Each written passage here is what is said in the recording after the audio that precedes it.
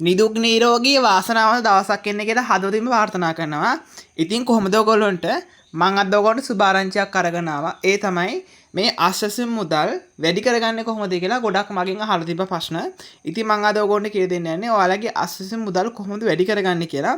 ඉතින් මගේ channel එක අලුත් කෙනෙක් ඉන්නවා channel එක subscribe කරන්න. ඒ වගේම වීඩියෝ like එකක් දාන්න. හරි. පළවෙනි පාරට කියන්න ඕනේ. දැන් ගොඩක් කට්ටිය දන්නවා රුපියල් 5000ක් වෙනකන් ආශ්වාසයෙන් සාමාන්‍ය කෙනෙකුට හම්බෙනවා.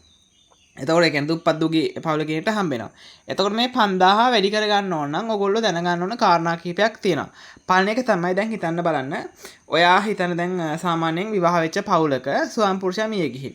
එතකොට ජීවත් වෙන්නේ බිරිඳයි තව බිරිඳගේ ආයි අක්කා හරි නංගි හරි ඔහම කිහිප දෙනෙක් ඉන්නවා. ඒ කිහිප දෙනා රෝගාබාධන.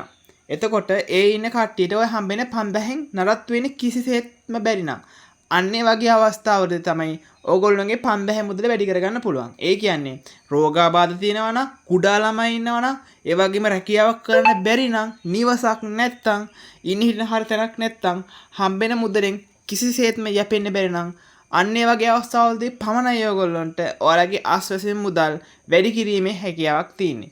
ඉතින් ගොඩක් කට්ටිය කියලා දීප අපිට 5000 හම්බෙනවා මදි. එහෙම කිව්වට හරියන්නේ නැහැ. 5000 හම්බෙනවා මදි කියන එක හරියන්නේ නැහැ. හම්බෙන 5000න් කිසිසේත්ම නඩත් වෙන්න බැරි වෙන්න ඕනේ. අන්නේ වගේ අවස්ථාවකදී හැර අනිත් අවස්ථාවලදී ඔයගොල්ලන්ගේ ආශ්වාසයෙන් මුදල් වැඩි කිරීමේ හැකියාවක් නැහැ. ඉස්සරහට වැඩි කිරීමේ වෙනත්කම ඉස්සරහට එයි. මම එහෙම આવුත් නේ ඔයගොල්ලන්ට අනිවාර්යෙන් වීඩියෝ එකක් අරගෙන එන්නම්. එහෙනම් මං ගිහලා එන්නම් හැමෝටම මං හිතන වැඩි මේ පැහැදිලි වෙයි කියලා. ඔයගොල්ලන්ගේ අර කිසිසේත්ම නඩත් වෙන්න මදි නම් ඔගොල්ලෝ කියනවා ගමේ ග්‍රාම සේවක හම්බෙන්න. ග්‍රාම සේවක හම්බුනයින් පස්සේ ඔයගොල්ලන්ට පුළුවන් හම්බෙන මුදල වැඩි කරගන්න රික්වෙස්ට් කරන්න. නැත්නම් ප්‍රාදේශීය ලේකම් කාර්යාලයට ගිහලා රික්වෙස්ට් කරන්න පුළුවන් වැඩි කරගන්නේ කොහොමද කියලා. එතකොට ඔයගොල්ලෝ මං ඉස්සෙල්ලා කිව්ව විදියට නඩත් වෙන්න බැරි නම් පුළුවන් වැඩි කරගන්න. හරි මං ගිහලා එන හැමෝටම good luck. ජය වේවා.